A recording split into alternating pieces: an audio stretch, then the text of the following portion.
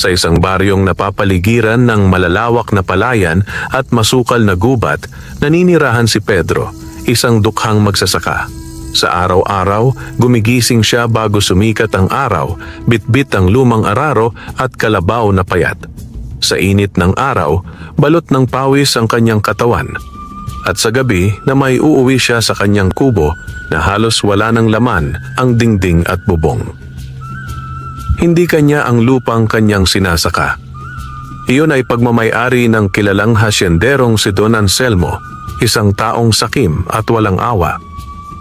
Bawat sako ng palay na kanyang aanihin, halos kalahati na pupunta sa hasyendero. Kung minsan, kahit kulang na kulang ang pangkain ng kanyang pamilya, pilit pa rin kinukuha ni Don Anselmo ang ani. Para kay Pedro, iyon ang nakagisnang kapalaran. Magtrabaho hanggang butot balat, subalit laging lugi. Ngunit isang gabi, habang pauwi na mula sa pagtali ng kalabaw, may narinig siyang kakaibang iyak mula sa gilid ng gubat. Unay inakala niyang pusa o aso na naipit, ngunit habang palapit siya, lalo niyang nadidinig ang iyak na parang sa isang sanggol. Napatigil siya sa lilim ng isang balete, at doon, sa gitna ng hamog, nakita niya ang kakaibang tanawin. Isang maliit na nilalang, kulay itim, kasing laki ng bagong silang na sanggol. Umiiyak ito, nanginginig, at nakabalot sa dahon ng saging. Sa tabi nito'y nakahandusay ang isang sugatang puting duwende, duguan at halos wala ng hininga. Dahan-dahang nagsalita ang puting duwende, halos pabulong. "Maawa ka, ako'y isang mabuting duwende. Ito ang aking anak. Ang kanyang inay ako. Ngunit ang kanyang amay isang duwende na mula sa angkan ng mga itim. Hindi siya masama. Bata pa siya. Ngunit kung mahuhulog siya sa maling kamay, magiging kasangkapan siya ng kasamaan. Pakiusap, alagaan mo siya. Itaguyod mo siya laban sa mga sakim." Bago pa makasagot si Pedro, naglaho ang puting duwende na tila abo na tinangay ng hangin. Naiwan sa kanyang mga bisig ang itim na sanggol. "Diyos ko," bulong ni Pedro habang pinagmamasdan ng sanggol. Ang balat nito'y kay itim, ang mga matay kumikislap ng bughaw, at bagaman kakaiba ang itsura, may inosenteng ngiti sa labi habang huminto ang pag-iyak. Nadala ng awa, dinala niya ang sanggol sa kanyang kubo. Inalagaan niya ito, pinainom ng gatas na hinalo sa gata ng niyog at tinuruang matulog sa banig na tinatahi niya mula sa lumang katsa. Pinangalanan niya itong Itim, payak, ngunit puno ng alaala ng kanyang pinagmulan. Lumipas ang mga linggo at napansin ni Pedro na kakaiba ang bata. Kapag nadarapa siya sa palayan at nagagasgas ang kanyang braso, sapat nang mahawakan ni Itim ang sugat para ito'y maghilom. Ngunit dahil dito, nagsimulang magtanong ang mga kapitbahay. "Pedro," wika ng isang matandang babae, "may dala kang kakaibang nilalang. Hindi iyan tao. Mag-iingat ka. Baka sumpa iyan." Dagdag pa ng isa. Hanggang sa makarating ang balita kay Mang Celso, isang masamang albularyo na kilalang tapat na alagad ni Don Anselmo. Dumating siya isang gabi, bit-bit ang kanyang baston na may ukit na ahas at kumatok sa kubo ni Pedro. "Pedro," sigaw niya, "alam kong may duwende kang inaalagaan. Ibigay mo sa akin ang sanggol na yan. Hindi siya ligtas manatili rito. Ang bata'y hindi tao at dapat may lapit sa aking amo." Nanginginig si Pedro ngunit maring sumagot, "Hindi ko siya ibibigay. Bata siya, inosente. Ako ang bahala sa kanya." Nagdilim ang muka ng albularyo. "Huwag kang matigas, Pedro. Kapahamakan ang dulot ng batang iyan. Kapag dumating ang oras ng sumpa, ikaw ang sisisihin ng buong baryo." Pagkatapos ay tumalikod si Mang Celso, iniwan ang mga salitang nagbabadya ng unos. At sa loob ng kubo, niyakap ni Pedro si Itim na payapang natutulog. Sa kanyang dibdib, ramdam niya ang bigat ng responsibilidad at ang simula ng isang laban na hindi niya pinili, ngunit hindi rin niya matatakasan. Lumipas ang ilang araw matapos ang pagdating ni Mang Celso sa kubo ni Pedro. Tahimik ang baryo, ngunit sa likod ng katahimikan ay may bulong-bulungan ng mga kapitbahay. Sa bawat pagtitipon sa tindahan, sa bawat kwentuhan sa ilalim ng punong mangga, iisa ang paksa, ang itim na sanggol na inaalagaan ng isang mahirap na magsasaka. Delikado yan, bulong ng isa. Hindi natin alam kung anong kapangyarihan ang dala, sagot ng iba. Baka iyan na ang sanhi ng tagtuyot o peste sa palay, dagdag pa ng matandang babae. Si Pedro, bagaman nasasaktan sa mga paratang, pinipilit na huwag makinig. Ang mahalaga para sa kanya ay ang kaligtasan ni Itim. Sa tuwing tititigan niya ang bata, nakikita niya hindi ang kulay ng balat nito, kundi ang inosenteng ngiti at busilak na puso na walang alam sa kasamaan ng mundo. Samantala, sa malaking bahay na bato ni Don Anselmo, nagtipon ang ilang katiwala at si Mang Celso. Nakasandal sa silyang gawa sa nara ang hasyendero, hawak ang kanyang baston na may gintong ulo. Sa kanyang harapan ay nakalatag ang mapa ng mga lupain, lupang hindi kanya noong una, ngunit napasakamay niya sa pamamagitan ng panlilinlang at dahas. Don Anselmo, panimula ni Mang Celso. Totoo ang mga bulong ng mga tao. May duwending sanggol na inaalagaan si Pedro. Nakita ko mismo. Kung mapupunta sa atin ang batang iyon, magagamit natin ang kanyang kapangyarihan. Nagningning ang mata ng hasyendero. Kapangyarihan? Ano ang kaya niyang gawin? May kakayahan siyang magpagaling at posibleng higit pa roon. Bata pa siya, ngunit kapag lumaki, maaari siyang maging kasangkapan ng walang hanggang yaman at kapangyarihan. Ang dugo ng kanyang ama ay mula sa angkan ng mga itim na duwende, mga nilalang na sinasabing may koneksyon sa mga hiwaga ng lupa at ginto. Ngumisi si Don Anselmo. Kung ganoon, kailangan natin siya. Ang lupain ko'y palalawakin ko pa. Kung magagamit ko ang batang iyan, wala nang makakapigil sa akin. Paano kung tumanggi si Pedro? Tanong ng isang katiwala. Tumawa ng malamig si Don Anselmo. Si Pedro? Isang hamak na magsasaka lamang. Walang laban sa akin. Kung hindi siya papayag, gagawin ko siyang halimbawa sa lahat ng magsasaka upang walang sino man ang sumuway. Samantala, sa kubo, napansin ni Pedro na mas lumalakas ang kakaibang kakayahan ni Itim. Isang gabi, habang nag-aalaga ng kalabaw na nagkaroon ng sugat sa paa, lumapit ang bata at hinaplos ang sugat. Sa isang iglap, naghilom ang sugat at nakalakad muli ang hayop. Napatulala si Pedro. Itim, anong meron sa'yo? Bulong niya. Ngunit sa halip na sagot, ngumiti lang ang bata at niyakap ang kanyang amang kinupkop. Dahil dito, mas lalo niyang sinikap na itago ang bata mula sa mga mata ng mga tao. Pinagsabihan niya ang mga kapitbahay na huwag lumapit sa kanyang kubo at kung may nagtatanong, palaging sinasabi niyang ordinaryong ulila lamang ang kanyang inaalagaan. Ngunit alam niyang hindi magtatagal, darating ang araw na hahanapin ng hasyendero at ng kanyang albularyo si Itim. Isang hapon, habang nagbubungkal ng lupa, dumating ang 2 tauhan ni Don Anselmo. Mabibigat ang katawan at may hawak na itak. Tumayo sila sa harap ni Pedro. Ikaw si Pedro, hindi ba? Sabi ng isa. Oo, sagot niya, pinipigil ang kaba. May mensahe ang Don. Ibigay mo raw sa kanya ang batang inaalagaan mo. Kung hindi, mawawalan ka ng karapatan sa lupang ito. At hindi lang lupa, baka pati buhay mo at ng kalabaw mo. Nanigas si Pedro. Ang dugo niya ay kumulo sa galit, ngunit alam niyang wala siyang laban sa kapangyarihan ng hasyendero. Umuwi siyang mabigat ang dibdib, hawak ang sanggol na nakangiting walang kamuwang-muwang. Anak, bulong niya kay Itim, Hindi ko alam kung paano kita ipagtatanggol. Pero isang bagay ang tiyak, hindi kita ipagkakanulo. Kahit buhay ko ang kapalit.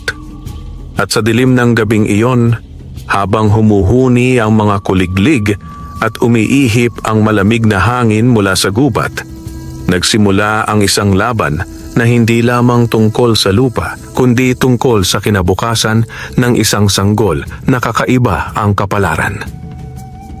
Kinabukasan, dumating ang araw na kinatatakutan ni Pedro.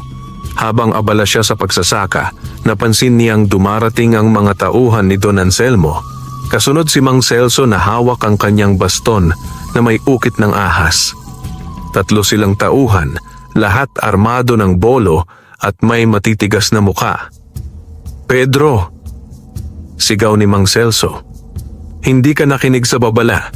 Ngayon, dumating na kami para kunin ang bata. Huwag ka nang magmatigas pa.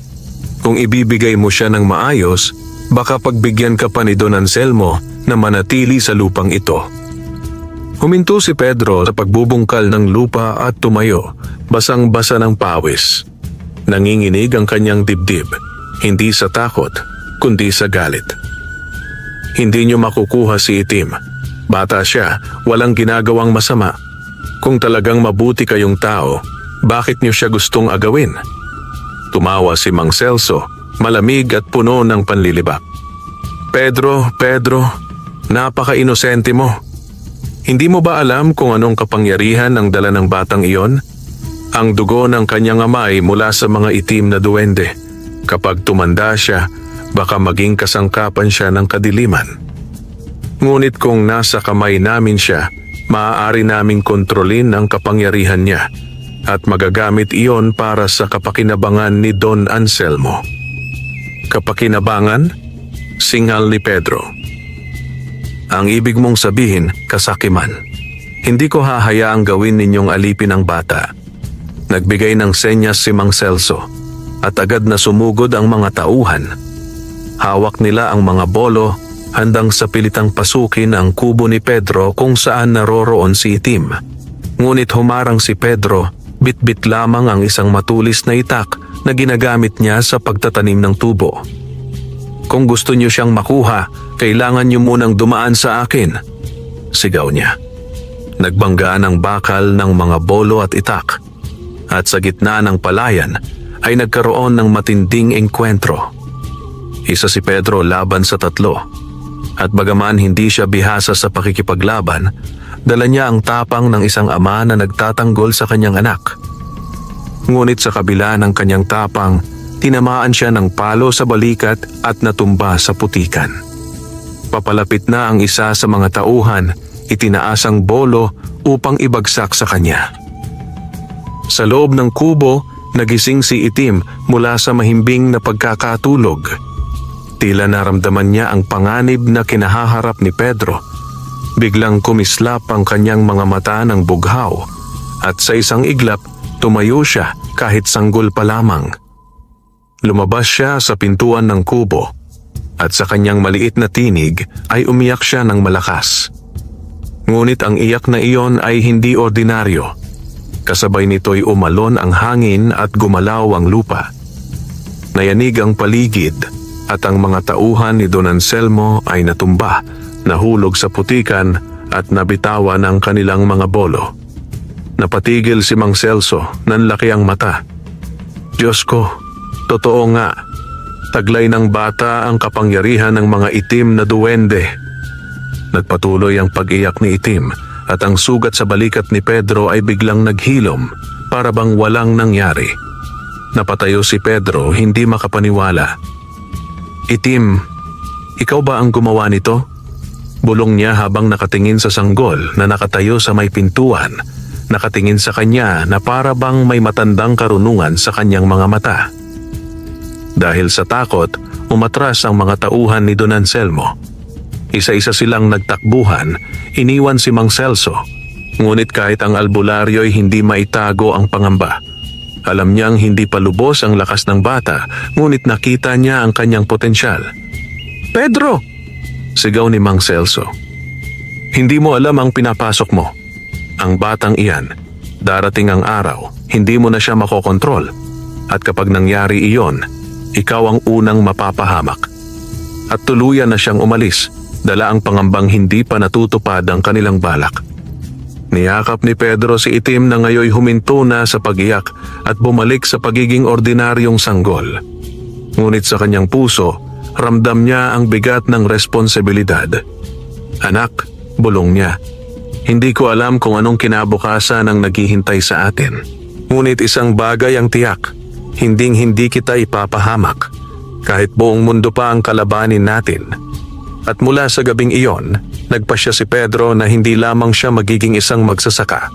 Siya rin ay magiging tagapagtanggol ng isang sanggol na duwende, isang nilalang na maaaring maging ilaw o kadiliman ng kanilang baryo. Pagbalik ni Mang Celso sa mansyon ni Don Anselmo, hindi niya maitago ang kanyang galit at kahihiyan. Paano siya natalo ng isang hamak na magsasaka at ng isang sanggol? Sa bawat hakbang papasok ng bulwagan, tila pinapaso ng kahihiyan ang kanyang balat. Nakaupo si Don Anselmo sa malaking silyang yari sa Nara, nakatingin sa kanya na may malamig na ngiti. Ano ang balita, Mang Celso? Nasaan na ang sanggol na sinasabi mo? Napalunok ang albularyo. Don Anselmo, may kakaibang lakas ang bata. Hindi ordinaryong nilalang. Sa isang iyak lamang, bumagsak ang aking mga tauhan at nayanig ang lupa, kahit ako'y halos lamunin ng takot. Tumayo si Don Anselmo, ibinagsak ang kanyang baston sa marmol na sahig. Kaya nga kailangan natin siyang makuha. Hindi ako papayag na manatili siya sa isang hampas lupang magsasaka. Kung magagamit ko ang kapangyarihan ng batang iyon, lahat ng lupaing ito, pati ang mga kalapit baryo, ay mapapasakin. Hindi ba't yun ang hangad mo rin, Mang Celso? Kayamanan at kapangyarihan? Napayuko si Mang Celso. Totoo, matagal na niyang ninanais ang higit pang lakas at kayamanan, ngunit naroon din ang kanyang takot sa sanggol. Ngunit sa huli, nanaig ang kanyang kasakiman. Kung ganoon, Don, hayaan ninyo akong maghanda. Hihingi ako ng tulong sa mga nilalang na kaitagal ng nakikipag-ugnayan sa akin. Sa pamamagitan ng itim na mahika, wala nang makakapigil sa atin. Kinagabihan, nagtungo si Mang Celso sa gubat, dala ang mga halamang gamot, mga itim na kandila at isang lumang aklat na nakatali sa balat ng kambing. Huminto siya sa paanan ng isang matandang balete at doon isinagawa ang kanyang ritual. Mga anino ng dilim, mga engkanto ng kasakiman, dinggin ninyo ang aking panawagan. Bigyan ninyo ako ng lakas upang wasakin ang nagsisilbing tagapagtanggol ng batang duwende. Bigyan ninyo ako ng kapangyarihan upang mapasakamay ko ang kanyang kaluluwa. Mula sa usok ng insenso ay lumitaw ang mga hugis ng mga nilalang, mga maliliit na matang nagliliyab, mga kamay na tila usok na kumakapit sa paligid. Ang kanilang tinig ay bulong na parang hampas ng hangin sa gabi. Celso, sabi ng mga tinig, kung nais mong makuha ang sanggol, kailangan mong ialay ang dugo ng inosente. Kapalit ng buhay ay kapangyarihan. Kapalit ng sakripisyo ay lakas. Nag-aatubili si Mang Celso, ngunit sa kanyang isip, agad siyang nakakita ng larawan ng isang mahirap na bata sa baryo na madaling agawin. Sa kanyang puso, natabunan ng kasakiman ang awa. Samantala, sa kubo ni Pedro, hindi na siya makatulog ng mahimbing. Laging nasa isip niya ang posibilidad na bumalik si Mang Celso at ang mga tauhan ni Don Anselmo. Nakatingin siya sa payapang mukha ni Itim na mahimbing na natutulog sa banig at ramdam niya ang bigat ng pangako. Anak, hindi ko alam kung kaya kong ipagtanggol ka sa lahat ng oras. Isa lamang akong magsasaka, wala akong mahika o sandata. Ngunit tandaan mo, hanggang may hininga ako, hindi kita pababayaan. Ngunit sa ilalim ng kanyang tapang, may takot siyang hindi maikubli, sapagkat batid niyang ang makakalaban niya ay hindi na lamang tao, kundi mahika ng kadiliman. Ilang araw ang lumipas at dumating ang unang hakbang ni Mang Celso. Gamit ang kanyang bagong nakuhang kapangyarihan, nagpadala siya ng mga anino upang dukutin ang isang bata mula sa baryo, isang batang 8 taong gulang na anak ng isang magsasaka. Gamit ang kapangyarihan ng sakripisyo, pinatay niya ang inosente at ang dugo nito'y ginamit niya upang palakasin ang kanyang baston. Ang dating simpleng kahoy na may ukit na ahas ay nagliliyab na ngayon ng pulang liwanag. Sa kanyang mga matay nagningas ang galit. "Handa na ako, Pedro. Wala ka ng takas." Naramdaman ni Pedro ang kakaibang hangin na dumapo sa baryo kinagabihan. Malamig na parang yelo at kasabay nito'y dumilim ang langit kahit wala pa sa oras. Umiihip ang malakas na hangin at ang mga aso sa paligid ay nag-uunahang tumahol. Lumabas siya ng kubo at tumingin sa kalangitan. Doon nakita niya ang malalayong kidlat na tila bumabagsak sa gubat kung saan naninirahan si Mang Celso. "Anak," bulong niya kay Itim habang kinarga ito. "Darating na ang laban na hindi ko inaasahan. Sana'y sapat ang tapang ko." At sa dilim ng gabing iyon, ang mga mata ni Itim ay muling kumislap ng bughaw. Tila senyales na siya man ay naghahanda sa paparating na unos.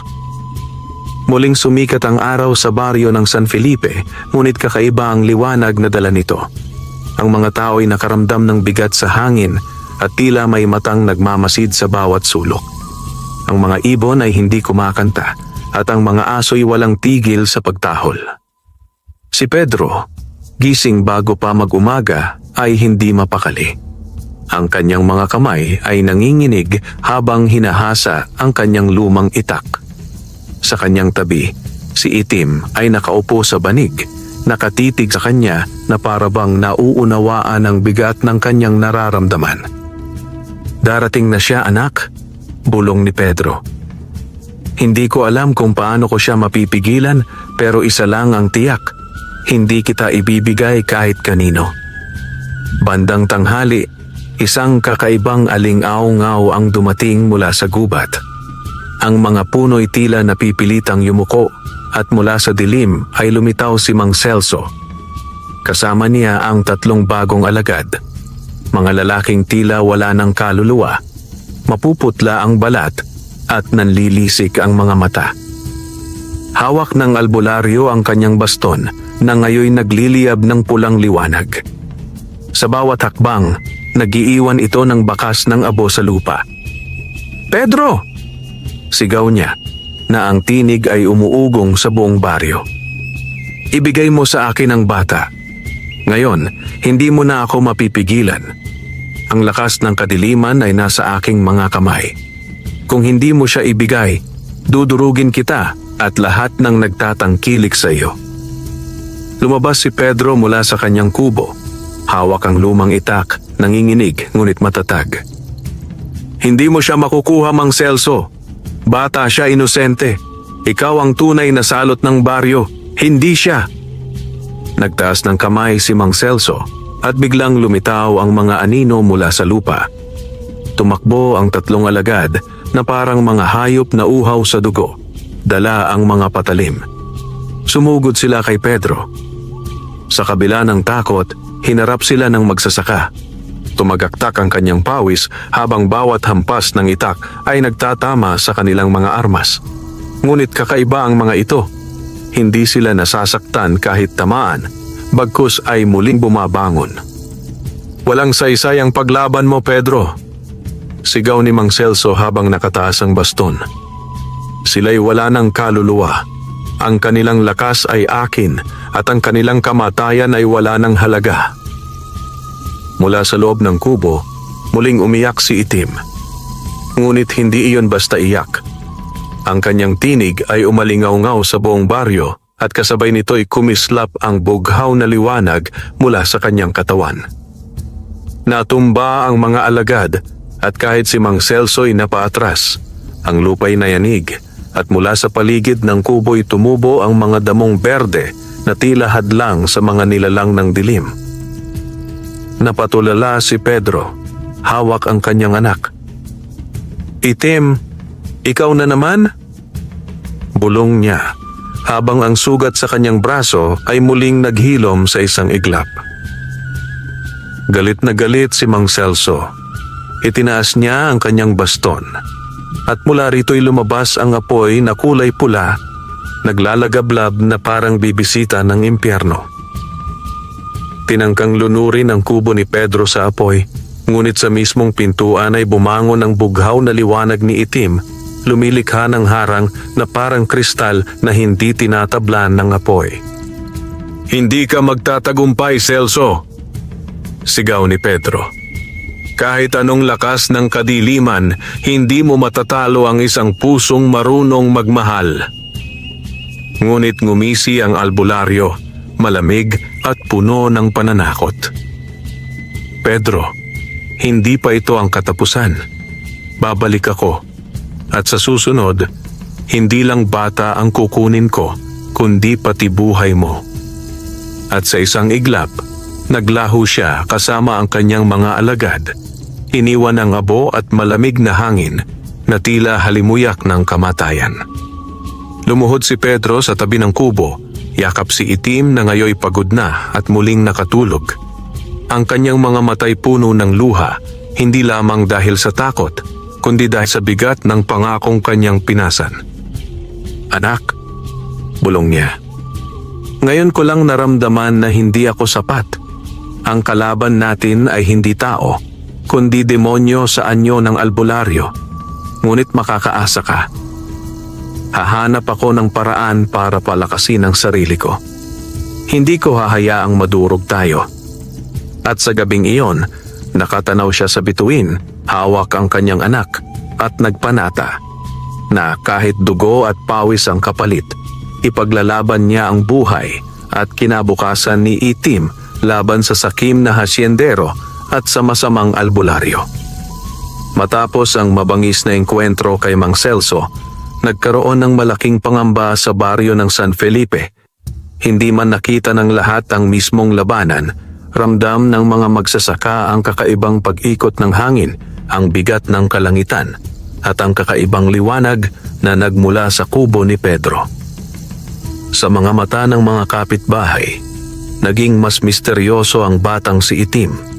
May ilan na nagsasabing dapat nang itaboy si Pedro at ang kanyang inaalaga ang sanggol upang makaligtas ang baryo sa kapahamakan.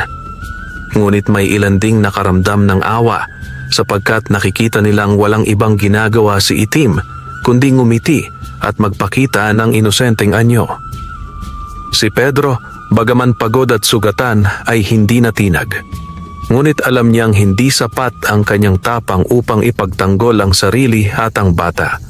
Kinailangan niyang humingi ng tulong.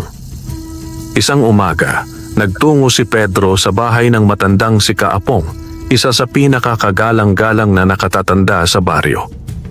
Si Kaapong ay kilala sa kanyang malalim na kaalaman sa mga kwento ng engkanto at mga sinaunang kasunduan ng tao at ng kalikasan.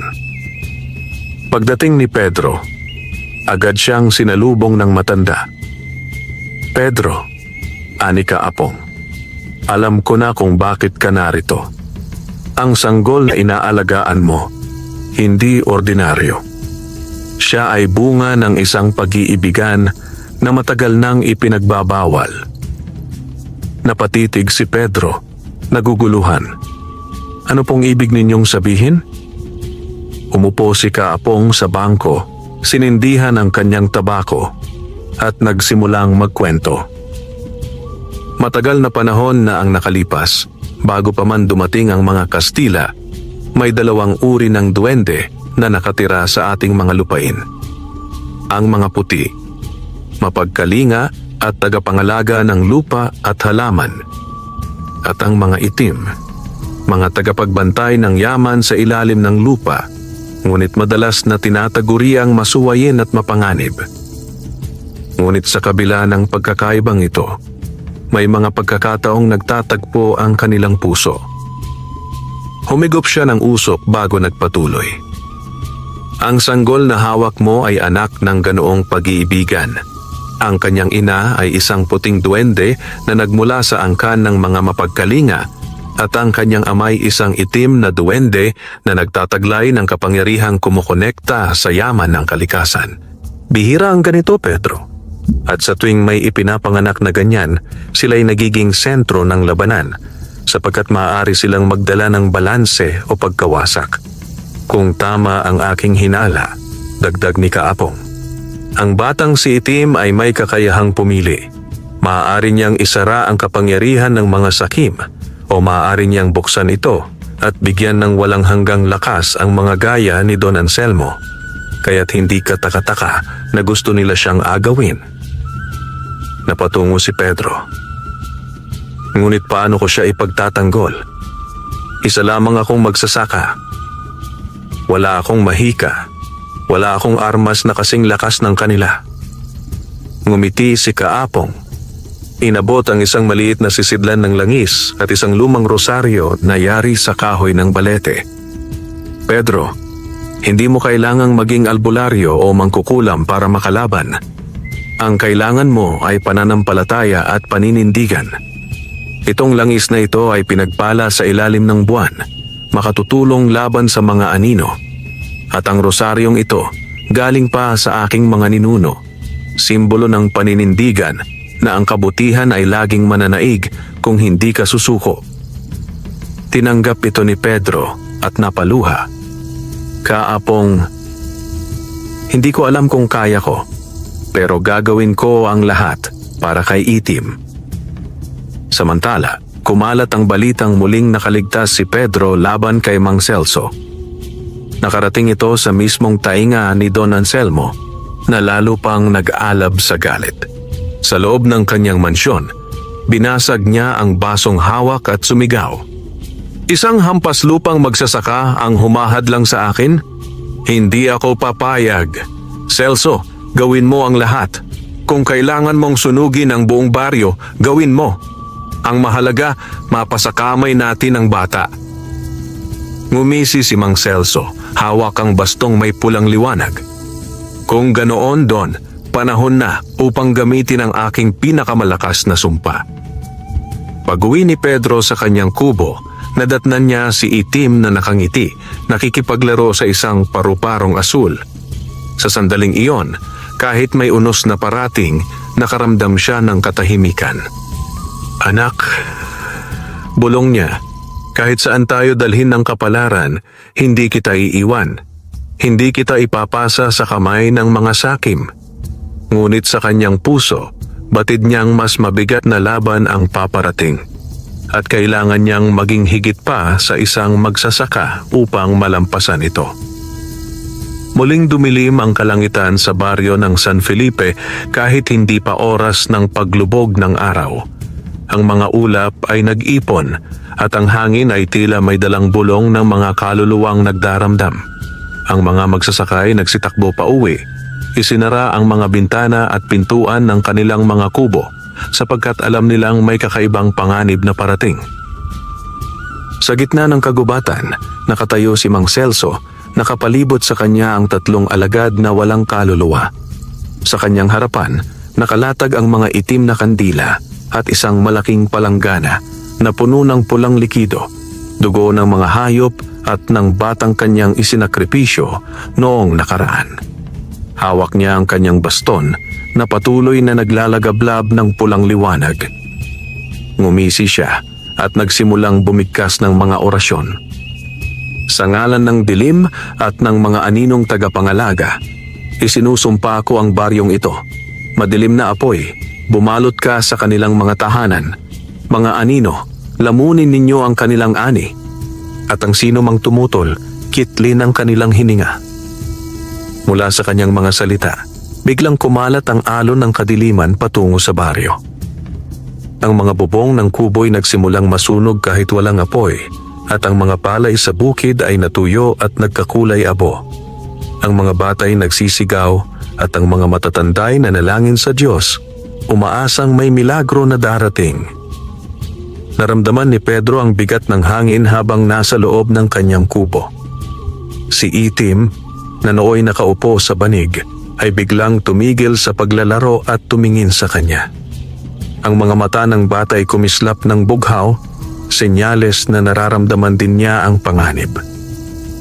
"Anak, ito na ang kinatatakutan natin," bulong ni Pedro. Kinuha niya ang langis at rosaryong ibinigay ni Kapong at isinuot ito sa kanyang leeg. Pinahiran din niya ang itak ng langis. Umaasang iyon ay magiging sandata laban sa kadiliman. Lumabas siya ng kubo at sinalubong ang tanawin. Ang mga kapitbahay niyang nagsisigawan, tumatakbo at pinapalayas ang mga aninong bumabalot sa kanilang mga tahanan. Ang ilan ay lumapit kay Pedro. "Pedro, ang batang inaalagaan mo ang sanhi nito.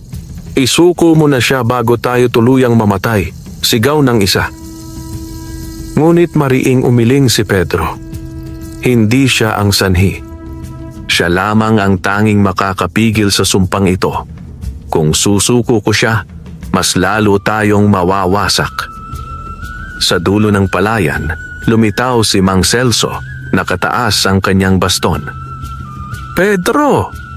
sigaw niya, na ang tinig ay umuugong na parang kulog. "Ito na ang wakas ng iyong katigasan. Ibigay mo sa akin ang sanggol at ililigtas ko ang baryo. Ngunit kung patuloy kang susuway, kayo'y sabay-sabay na mamamatay." Pinagmasdan siya ni Pedro, nanginginig ngunit hindi umatras. "Hindi ko siya ibibigay, Celso. Mas gugustuhin kong mamatay kaysa ibigay sa iyo ang inosente." Ngumisi ang albularyo, sabay bigkas ng panibagong orasyon. Mula sa lupa'y lumitaw ang mga anino, mas marami at mas malalaki kaysa dati. Ang kanilang mga matay nagliliyab at isa-isa nilang sinugod ang baryo. Sa mismong sandaling iyon, lumabas si Itim mula sa kubo. Ang kanyang maliit na katawan ay nababalutan ng bughaw na liwanag at sa kanyang mga kamay ay tila may umuusbong na mga guhit ng liwanag na parang kidlat. Tumigil ang mga anino, tila natatakot. Umiyak si Itim, ngunit hindi iyon pangkaraniwang iyak. Ang kanyang tinig ay naging alon ng liwanag na bumalot sa baryo. Ang mga anino ay isa-isang naglaho at ang mga kubo na natutupok ng apoy ay muling nagbalik sa dati. Ang mga palay sa bukid ay biglang nabuhay, tila nabasa ng ulan. "Hindi maaari," sigaw ni Mang Celso. "Isang sanggol lamang siya. Paano niya nagagawa ito?" Ngunit hindi pa tapos si Itim. Habang umiiyak, tinuro niya si Mang Celso at mula sa kanyang mga mata ay lumabas ang bughaw na sinag. Tinamaan nito ang baston ng albularyo at ang pulang liwanag nito'y unti-unting nagdilim. Nabigla si Mang Celso at agad umatras. Alam niyang kung ipagpapatuloy niya ang laban, baka tuluyan siyang mawalan ng kapangyarihan. "Pedro!" sigaw niya, "hindi pa tapos ito. Darating ang oras na hindi mo na siya makokontrol. At sa oras na iyon, babalik ako upang tapusin kayong dalawa." At sa isang iglap, naglaho siya kasama ang kanyang mga alagad. Iniwan niya ang baryo na sugatan at takot, ngunit buhay. Matapos ang laban, ang mga tao ay nagtipon sa gitna ng baryo. Bagaman nakaligtas sila dahil kay Itim, hindi lahat ay naniwala na siya'y biyaya. "Kung hindi dahil sa kanya, hindi tayo inatake," sigaw ng isa. "Ngunit kung wala siya, baka wala na tayong mga bahay ngayon," sagot ng iba. "Anong gagawin natin? Hahayaan ba nating manatili siya rito?" tanong ng ilan, puno ng takot at alinlangan. Nakatayo si Pedro sa gitna. Hawak si Itim na nakatulog na sa kanyang bisig matapos ang pagpapalabas ng kapangyarihan. Ang kanyang tinig ay mariing umalingaw-ngaw. "Mga kababaryo, ang batang ito ay hindi sumpa kundi biyaya. Kung hindi dahil sa kanya, wala tayong tahanan ngayon. Oo, siya'y naiiba, ngunit siya'y inosente. Huwag ninyo siyang husgahan base sa kanyang pinagmulan. Ako ang mananagot sa kanya at ipaglalaban ko siya laban kanino man." Tumahimik ang mga tao, hati ang kanilang damdamin, takot at pag-asa. Sa gabing iyon, habang nakaupo si Pedro sa tabi ng natutulog na si Itim, Bumulong siya. Anak, napakalakas mo. Ngunit ang lakas na iyan, kapag napunta sa maling kamay, kayang bumago ng buong mundo. Kaya't kahit lahat sila'y tumutol, pipiliin kong protektahan ka. Sapagkat hindi ko lang tungkulin na maging ama mo. Ako rin ang magiging bantay mo laban sa dilim. At sa malayo, mula sa mansyon ng hasyendero, si Don Anselmo ay nakatanaw. Ang kanyang mga mata ay nagliliyab ng galit at kasakiman. Hindi ako papayag na mapunta ang kapangyarihan ng batang iyan sa iba. Kung hindi kay Celso, ako mismo ang kukuha sa kanya. Matapos ang nabigong sumpa ni Mang Celso, lalong nag-init ang dugo ni Don Anselmo. Sa loob ng kanyang marangyang mansyon, siya ay naglalakad paikot-ikot, hawak ang kanyang gintong baston, habang nakamasid sa bintana ang kanyang mga katiwala. Hindi na sapat ang mahika ni Celso, mariin niyang sabi. Kung hindi niya kayang agawin ang sanggol gamit ang kanyang kulam, gagamitin ko ang aking kapangyarihan. Hindi bilang albularyo, kundi bilang may-ari ng lupa at ng buhay ng mga magsasakang ito. Itinawag niya ang kanyang mga tauhan. Isulat ninyo ang kautusan. Simula ngayon, ititigil ko ang pagpapagamit ng lupa kay Pedro. Sa loob ng 3 araw, palalayasin ko siya sa kanyang kubo. At kung hindi siya umalis, sunugin ang kanyang tahanan at kunin ang bata. Nagpalakpakan ang kanyang mga katiwala, sabay sagot, Opo, Don Anselmo. Samantala, sa baryo, lalong lumakas ang bulong-bulungan laban kay Pedro at kay Itim. Bagaman nakita nilang nailigtas sila ng sanggol sa sumpa, ang takot sa kakaibang kapangyarihan nito ay nananatili. Hindi tayo titigilan ni Don Anselmo, wika ng isang matanda. Kung hindi natin itataboy ang bata, baka tayo pa ang madamay, dagdag ng isa. Ngunit siya rin ang dahilan kung bakit nabuhay tayo.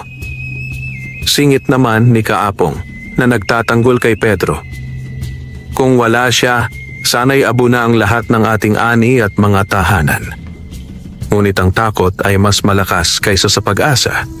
Ang ilan ay nagsimulang tumingin kay Pedro na may galit at may mga kabataang nang bato sa kanyang kubo sa gabi, sumisigaw ng, Isuko mo ang bata, Pedro, ikaw ang dahilan ng sumpa. Habang hawak si Itim, naramdaman ni Pedro ang bigat ng mundo na nakapatong sa kanyang balikat. Ngunit sa halip na manghina, mas tumibay ang kanyang loob.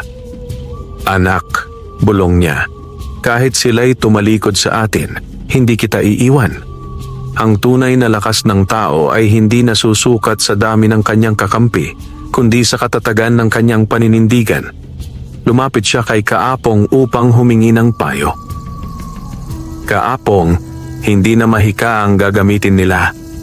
Gagamitin nila ang batas ng mga makapangyarihan. Paano ko malalabanan ng hasyendero? Humitit ng tabako ang matanda bago sumagot. Pedro, hindi lang mahika ang laban. Ito'y laban din ng puso at dangal. Ngunit tandaan mo, nasa iyo ang anak ng 2 duwende. Hindi ka nag-iisa. Sa oras ng pangangailangan, tatawagin mo ang kanyang lahi at baka sila'y sumaklolo. Dumating ang 2 araw. Habang si Pedro ay nag-aararo ng lupa, dumating ang mga tauhan ni Don Anselmo, armado ng baril at itak. Pinilit nilang alisin ang kanyang kalabaw at sirain ang kanyang pananim. Pedro! Sigaw ng pinuno ng mga tauhan. May 3 araw ka lamang. Kapag hindi mo isinuko ang lupa at ang bata, susunugin namin ang iyong kubo at ikaw ay itatapon sa ilog. Naganggit-ngit ang dugo ni Pedro. Wala kayong karapatang gawin ito. Ang lupa'y pinaghirapan ko at ang batang ito'y hindi nyo pag-aari.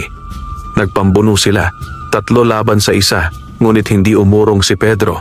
Gumamit siya ng itak upang ipagtanggol ang sarili, ngunit bago pa siya tuluyang mapahamak, biglang umiyak si Itim mula sa kubo.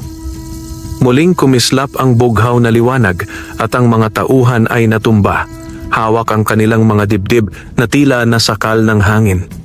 Nang makarating ang balita kay Don Anselmo, halos pumutok ang kanyang ulo sa galit. Hindi ako papayag na pagtawanan ng mga magsasaka at ng isang dukha. Kung hindi kayang gawin ni Celso, ako na mismo ang kikilos. Ihanda ang lahat ng aking tauhan. Sa susunod na gabi, tutungo tayo sa kubo ni Pedro at tatapusin ang lahat. Ngumisi si Mang Celso, bagaman may halong kaba. Don Anselmo, kung ikaw na mismo ang kikilos, tandaan mo, ang batang iyon ay hindi basta nilalang. Ngunit kung sabik ka sa kanyang kapangyarihan, dapat ay handa ka ring harapin ang kanyang sumpa. Ngunit hindi nakinig si Don Anselmo. Ang tanging nasa kanyang isipan ay ang kapangyarihan at kayamanan na maaring makuha sa pamamagitan ng sanggol na duwende. Sa kubo, hindi makatulog si Pedro. Sa bawat huni ng kuliglig, naririnig niya ang tila mga yabag ng mga tauhan ng hasyendero. Hawak niya ang rosaryo ni Kaapong, pinagmamasdan ang mahinang pagtulog ni Itim. Anak, darating na sila. At baka ito na ang pinakamatinding laban natin. Sa malayo, kumidlat ang langit kahit walang ulan, at ang mga aso sa baryo ay sabay-sabay na tumahol. Isa itong hudyat ng paparating na unos.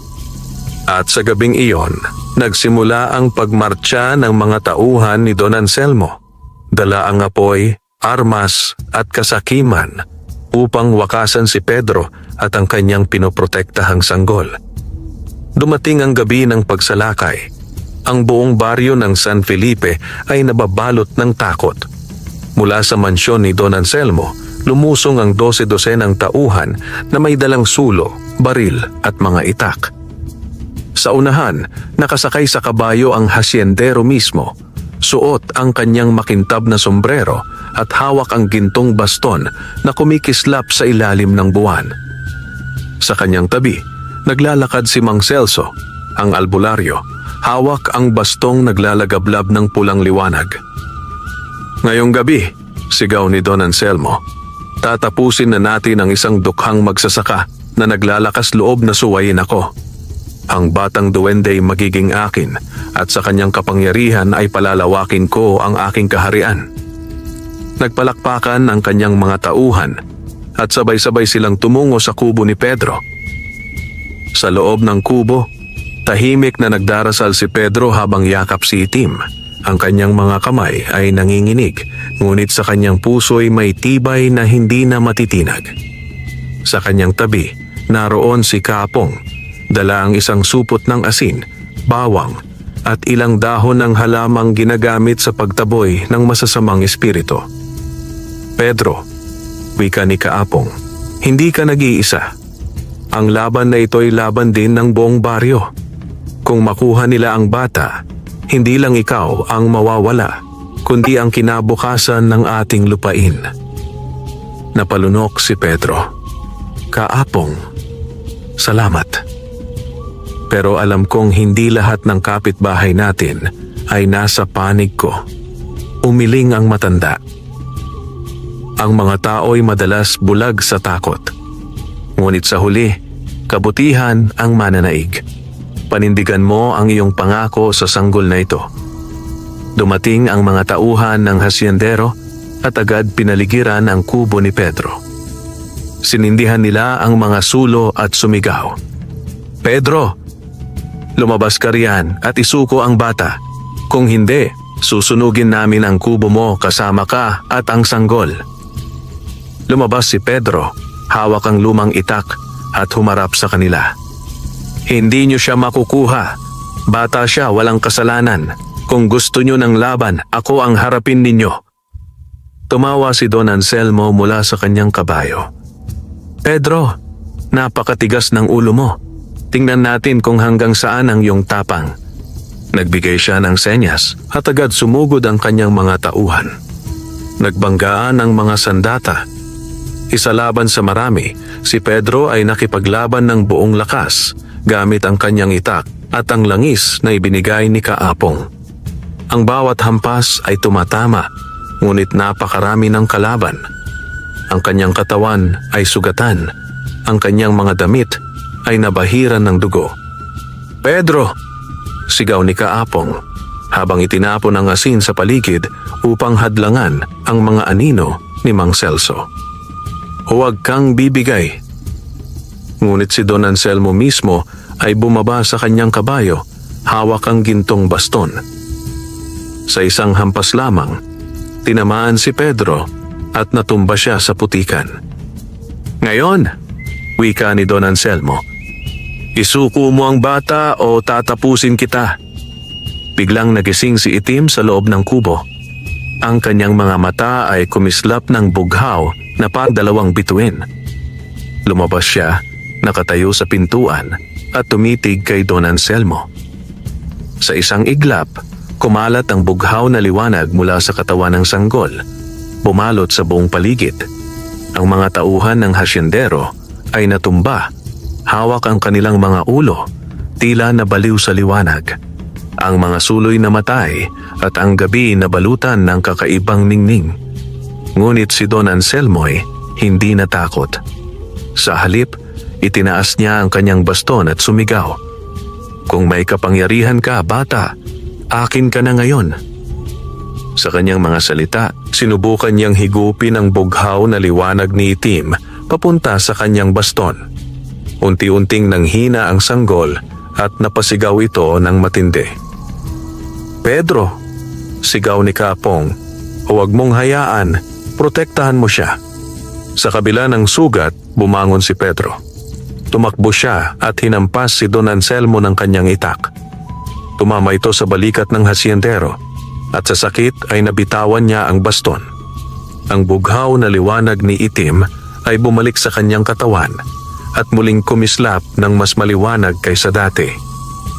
Naglabas ng malakas na alon ng enerhiya ang bata at sa isang iglap, ang mga tauhan ni Don Anselmo ay nagsitakbuhan, natatakot at hindi na muling lumingon. Ngunit si Mang Celso ay nakatayo pa rin, hawak ang kanyang pulang baston at sumisigaw ng mga sumpa. "Hindi pa tapos ito. Ang batang iyan ay sumpa. Darating ang araw, Pedro. Siya mismo ang magiging dahilan ng iyong kamatayan."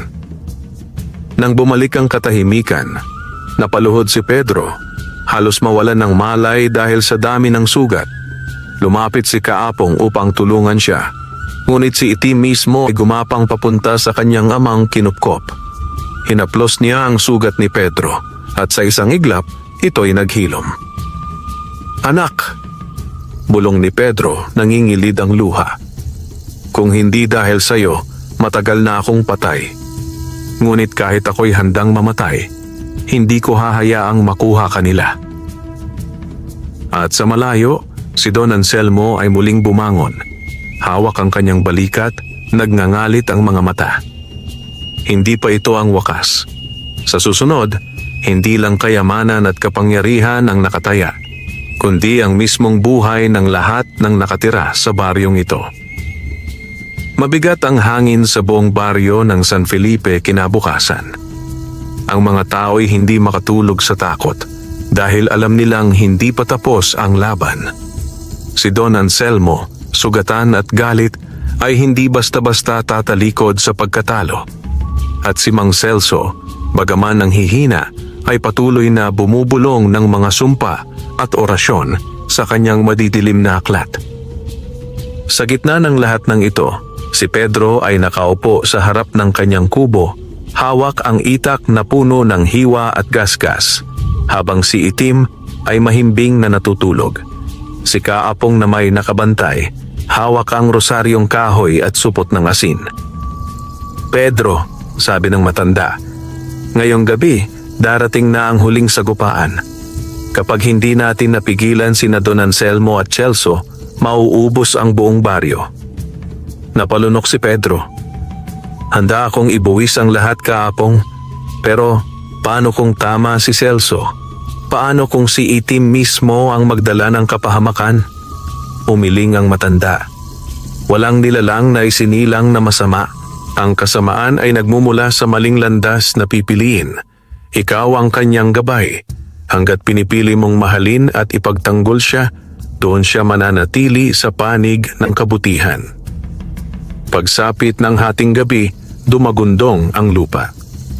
dumating si Don Anselmo, dala ang kanyang mga natitirang tauhan at si Mang Celso na ngayoy nababalutan ng pulang usok. Ang baston ng albularyo ay nagliliyab ng matinding apoy, habang ang baston ni Don Anselmo ay kumikislap ng ginto at pula. "Pedro," sigaw ng hasyendero, "ito na ang katapusan mo. Wala kang laban sa akin. Ang batang iyan ay magiging akin, at sa kanyang kapangyarihan, magiging hari ako ng lahat ng lupaing ito." Sumigaw si Mang Celso sabay bigkas ng mga sumpa. Mula sa lupa ay lumabas ang mga halimaw na anino, mas malalaki at mas mabangis kaysa sa mga nauna. Ang buong baryo'y natakpan ng dilim at ang mga tao'y nagsisigawan sa takot. Ngunit sa oras na iyon, lumabas ang ilang magsasaka na may hawak na mga itak at sipat. Bagaman natatakot, naalala nila kung paano iniligtas ni Itim ang kanilang mga tahanan noong nakaraang sumpa. "Pedro, hindi ka nag-iisa!" sigaw ng isang magsasaka. "Kung ang hatyendero'y gusto kaming alipinin, mas pipiliin naming lumaban kaysa sumuko." Unti-unti, ang mga tao'y nagsitindig at lumapit, handang ipagtanggol ang kanilang baryo. Naluha si Pedro. "Mga kababaryo, salamat. Ngayon, hindi na ito laban ko lamang, kundi laban nating lahat." Nagising si Itim mula sa kanyang mahimbing na tulog. Ang kanyang mga matay kumislap ng bughaw at puti, tanda ng kanyang pinagmulang lahi, puting duwende at itim na duwende. Tumayo siya sa gitna ng labanan, maliit ngunit maliwanag, at itinaas ang kanyang mga kamay. Mula sa kanya ay kumalat ang liwanag na nagbalot sa mga magsasaka, binigyan sila ng lakas at tapang. Ang kanilang mga sugat ay naghilom at ang kanilang mga sandatay kumislap na parang bago. "Hindi maaari!"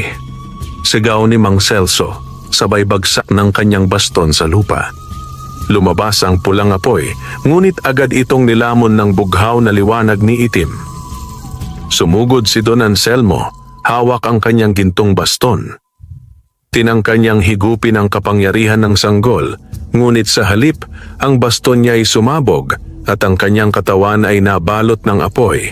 Siya'y napasigaw habang unti-unting nilalamon ng sarili niyang kasakiman. Si Mang Celso na may hindi nagpatinag.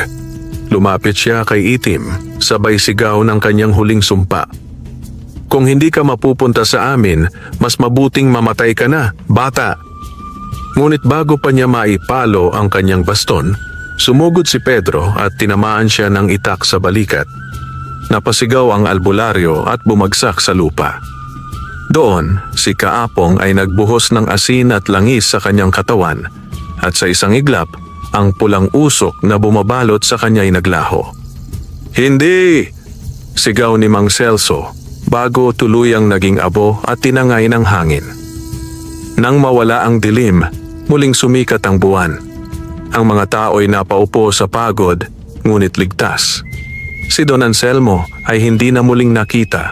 Ang kanyang katawan ay natupok ng apoy at ang kanyang mansyon ay naiwan na lamang bilang abo. Si Pedro, sugatan ngunit buhay, ay niyakap si Itim. "Anak, natapos din.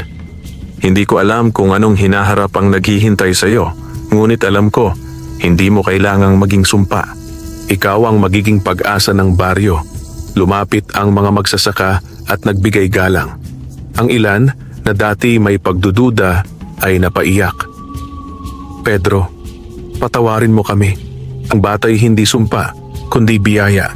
Simula ngayon tutulungan ka naming alagaan siya." Ngumiti si Pedro habang si Kaapong ay tumango. "Ang laban ay tapos na, ngunit tandaan ninyo, ang tunay na laban ay nasa puso ng tao. Hanggat may kasakiman, may panganib. Ngunit hanggat may pagmamahal, may pag-asa." Lumipas ang mga taon at si Itim ay lumaki sa piling ng mga magsasaka. Bagaman kakaiba, siya'y tinanggap bilang bahagi ng baryo. Ginamit niya ang kanyang kapangyarihan hindi para sa kasakiman, kundi upang magpagaling at magbigay buhay sa mga pananim. Si Pedro na may tumanda na, ngunit nanatiling bantay ng bata hanggang sa kanyang huling hininga. At sa bawat huni ng hangin sa gabi, maririnig ang bulong ng mga duwende, mga puti at itim, na muling nagkakaisa dahil sa isang sanggol na naging simbolo ng pag-asa. Pasua.